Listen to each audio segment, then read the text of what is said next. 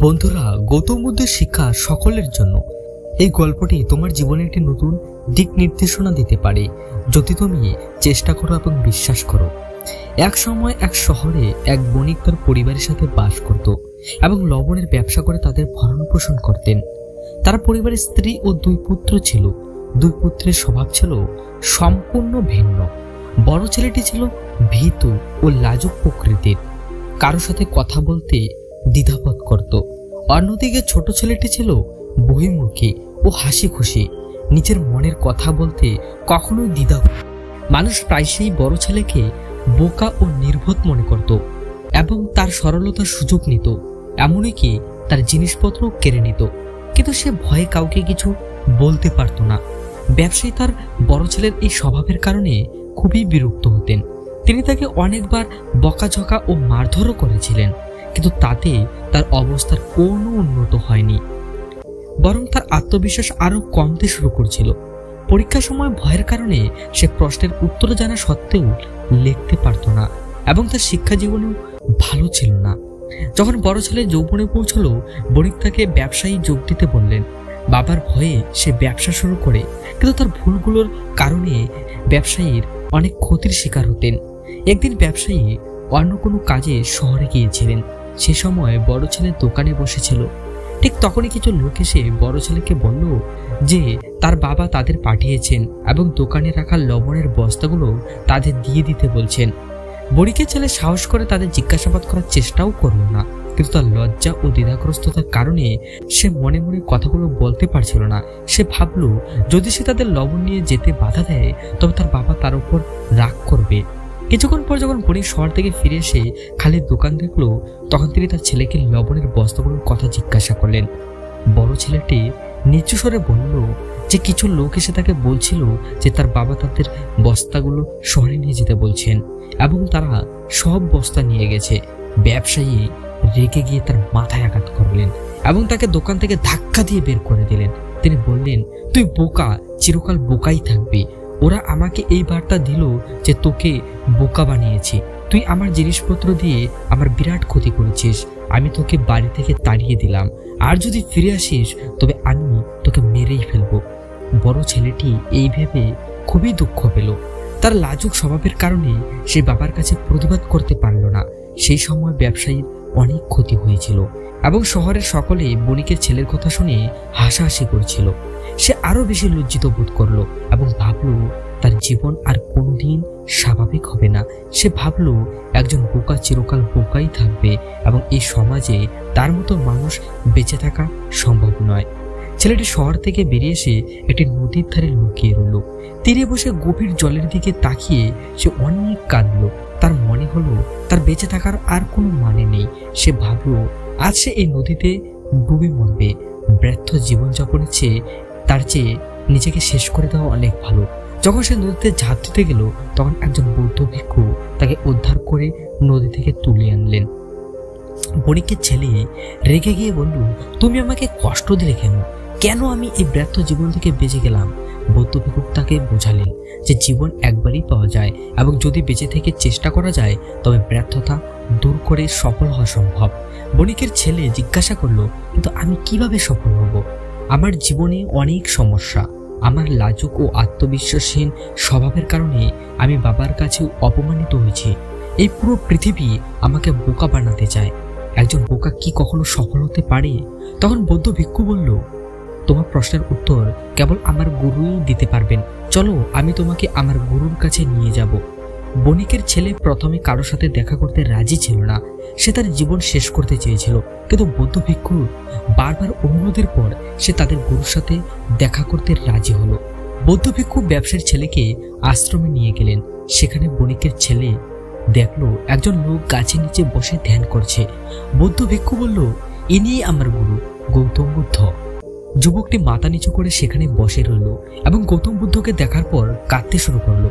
গৌতম বুদ্ধ তাকে কান্নার কারণ জিজ্ঞাসা করলেন।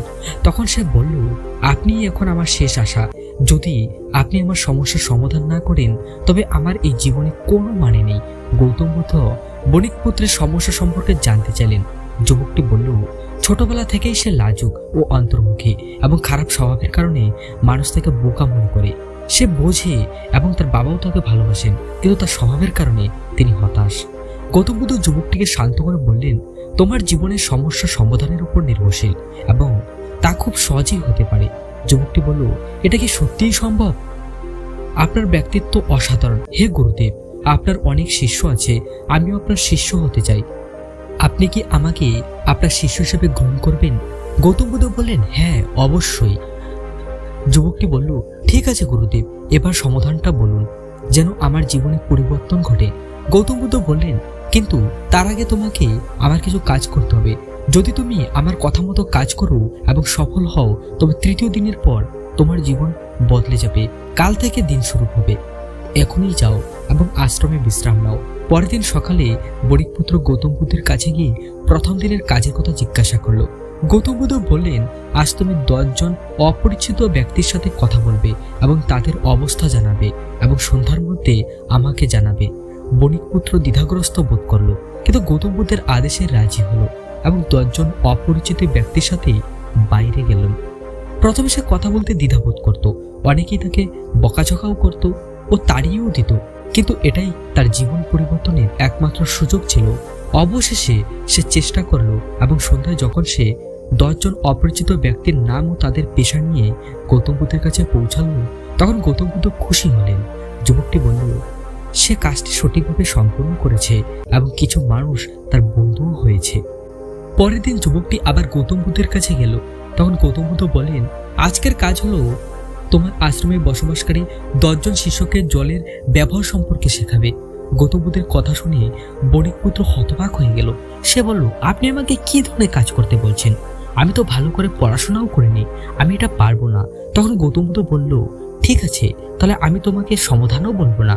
বণিকপুত্র কাতরভাবে বলল, আপনি জানেন আমার পড়াশোনা অসম্পূর্ণ, তাহলে আমি বাচ্চাদের কিভাবে শিক্ষিত করব?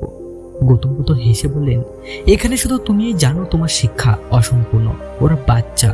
তুমি তোমার দৈনন্দিন জীবনে জল ব্যবহার করো, যাও এবং বাচ্চাদের সাথে সেই বিষয়েই কথা বলো। বণিকপুত্রের আর কোনো উপায়ও ছিল না। সে সাহস সঞ্চয় করে বাচ্চাদের সাথে কথা বলতে গেল। প্রথমে তার হাত পা কাঁপছিল, কিন্তু অবশেষে সে জলের 5টি বৈশিষ্ট্য বর্ণনা করলো এবং দ্রুত সেখান থেকে পালিয়ে গেল। সে গৌতম বুদ্ধের কাছে এসে বলল, আমি খুব ভয় পাচ্ছিলাম, কিন্তু আমি বাচ্চাদের জলের 5টি বৈশিষ্ট্য বলেছি। গৌতম বুদ্ধ বলল, একবার চেষ্টা করে দেখো। বণিকপুত্র আবার সাহস সঞ্চয় করে বাচ্চাদের কাছে গেল এবং এবার সে পূর্ণ আত্মবিশ্বাসের সাথে বাচ্চাদের পড়াতে শুরু করলো। গৌতম বুদ্ধ যুবকটির প্রশংসা করলেন এবং যুবকটি খুবই খুশি হলো। তৃতীয় দিন যখন এলো, গৌতম বুদ্ধ যুবকটিকে বললেন, আজকের কাজ তোমার জন্য একটু অদ্ভুত মনে হতে পারে, কিন্তু আজ তোমাকে তোমার বাবার সাথে দেখা করতে যেতে হবে। এই কথা শুনে যুবকটি খুব ভয় পেয়ে গেল। সে বলল, না না না, আমি আমার বাবার সামনে যাব না।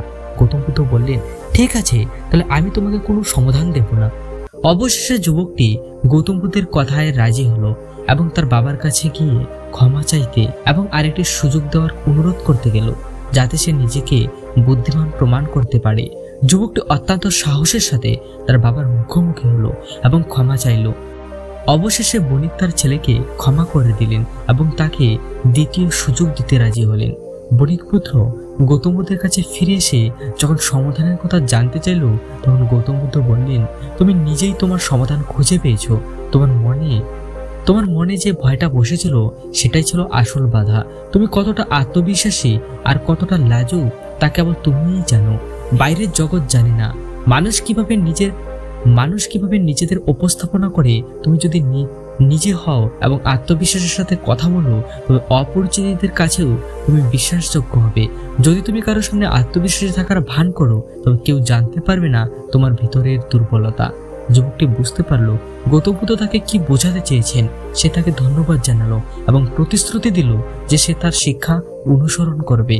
বন্ধুরা, এই গল্পটি আমাদের শেখায় কিভাবে আত্মবিশ্বাস অর্জন করে জীবনের বাধা অতিক্রম করা যায়।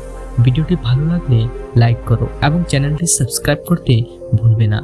আশপাশে যদি এমন কেউ থাকে যে লাজুক ও দ্বিধাগ্রস্ত, তবে এই গল্পটি তার সাথে শেয়ার করো, হয়তো এটি তাকে সাহায্য করতে পারে। নমো বুদ্ধায়।